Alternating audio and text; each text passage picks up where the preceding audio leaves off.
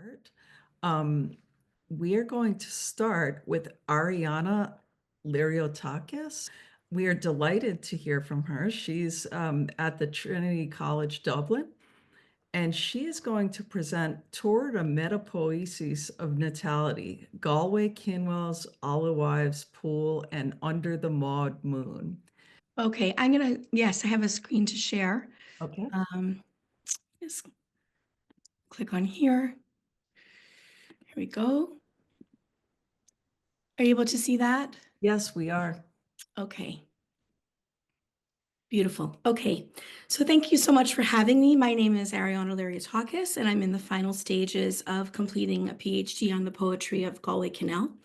And my research is generously funded by the Social Sciences and Humanities Research Council of Canada.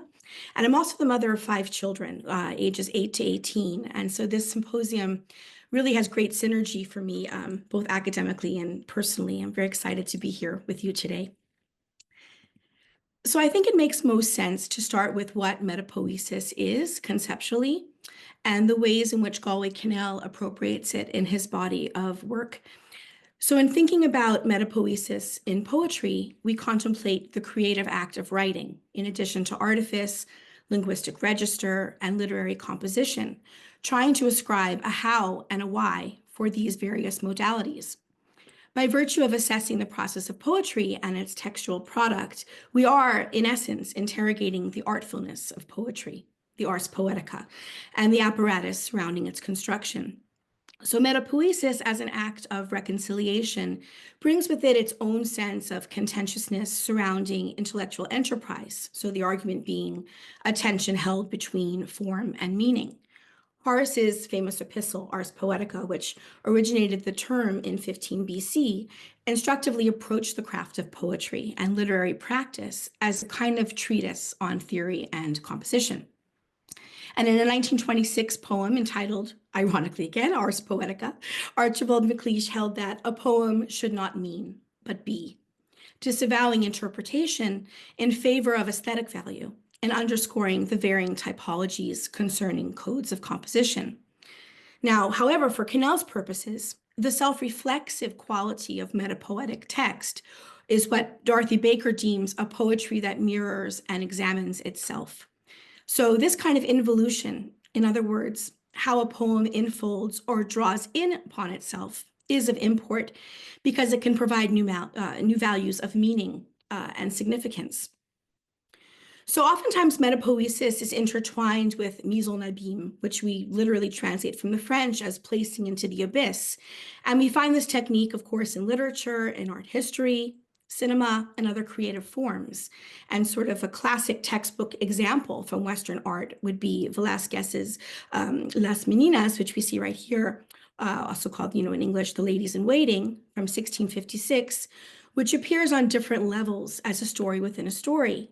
And it invites varying interpretations, and it even includes a self-portrait of the artist himself. A recent example from architecture, which is helpful visually, I think specifically with literature, it's often helpful to see things kind of pictorially and then to try to kind of proceed from there. At least that's how my brain helps to parse things.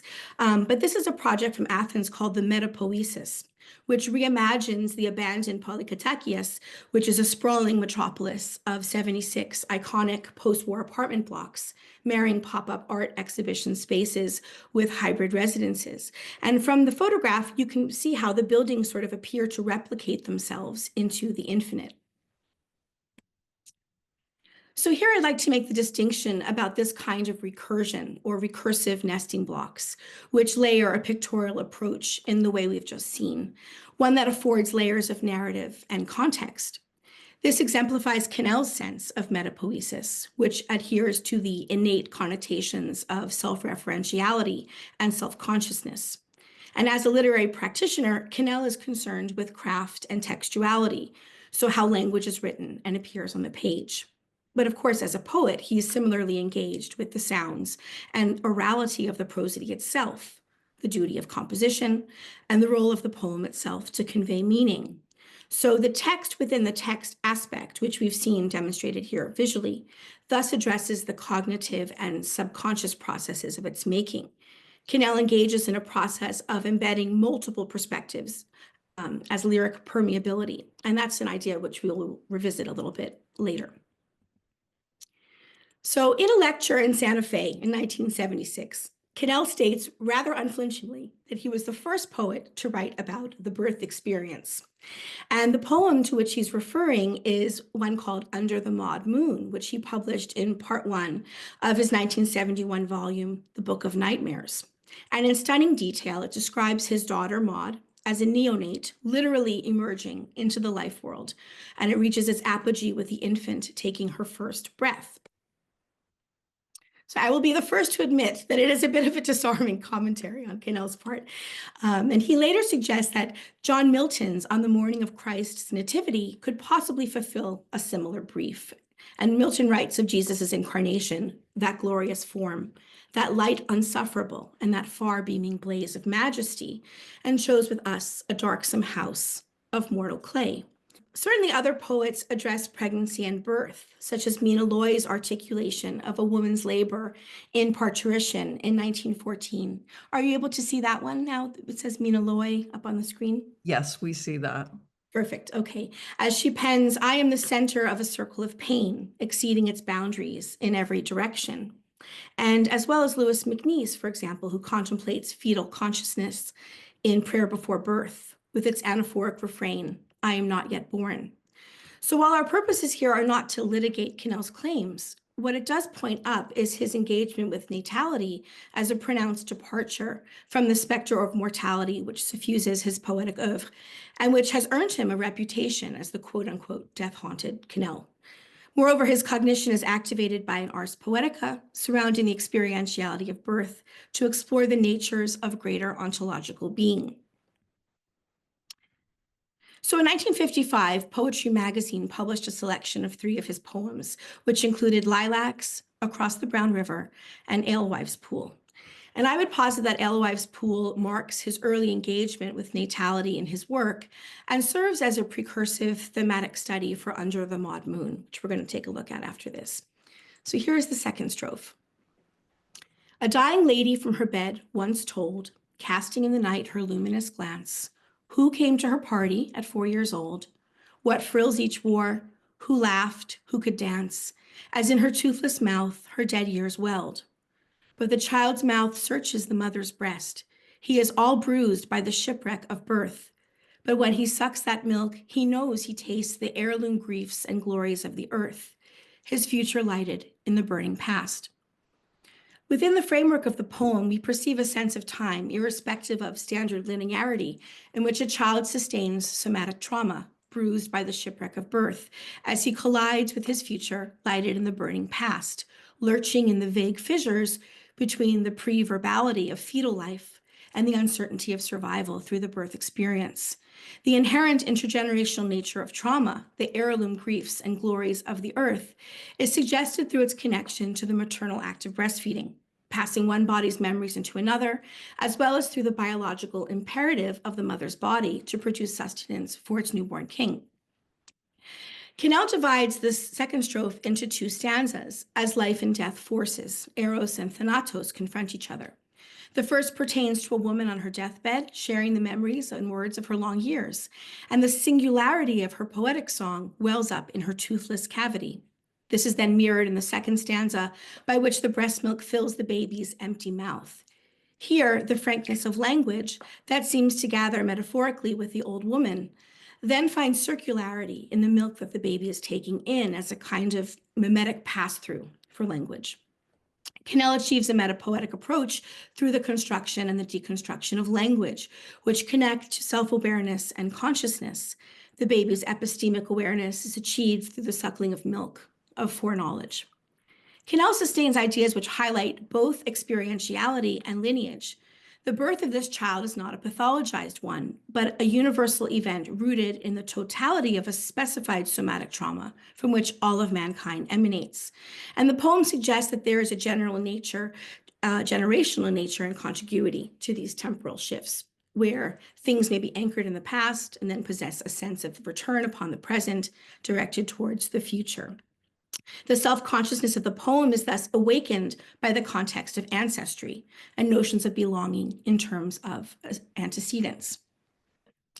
So Under the Maud Moon, within Kinnell's corpus, the Book of Nightmares is critically perceived as one of his finest volumes. Despite its very inhospitable title, Kinnell penned this book for his children as a new parent, and as much as it proffers a prescriptive for them to turn to later in life, it's also a means for Kinnell to confront the overwhelming sense of mortality that one feels as a parent.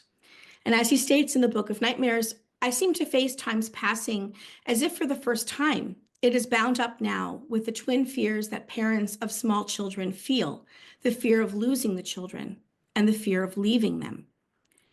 This volume offers poems of spectrality and recurring trauma, poetic works which address past images, revenants, imprinted memories, as well as their collective resonances and implications for the future. But most importantly, for our discussion today, it centers on natalities and origin and birth, employing an extended metaphor of childbirth as one of artistic creation and metapoetic process. So comprised of 10 sections, it is flanked with his children's parturitions, first with Maud in section 1, and then with the arrival of Sancho Fergus, my boy child, in section 10.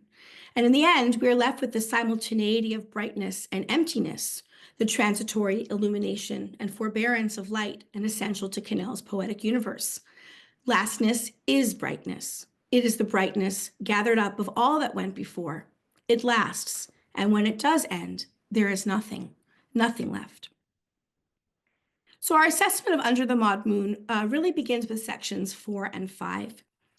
It is all over, little one, the flipping and overleaping, the watery somersaulting alone in the oneness under the hill, under the old lonely belly button, pushing forth again in remembrance, the drifting there, furled in the dark, pressing a knee or elbow along a slippery wall, sculpting the world with each thrash, the stream of Omphalo's blood humming all about you. Her head enters the head hold that starts sucking her forth. Being itself closes down all over her, draws her into the shuddering grip of departure, the slow, agonized clenches making the last molds of her life in the dark. Kinnell utilizes a voice of authorial direct address. It is all over, little one whose particular focus is on physicality, affording perspective and meticulous description to this gorgeous process of birthing, of Maud's own unfurling.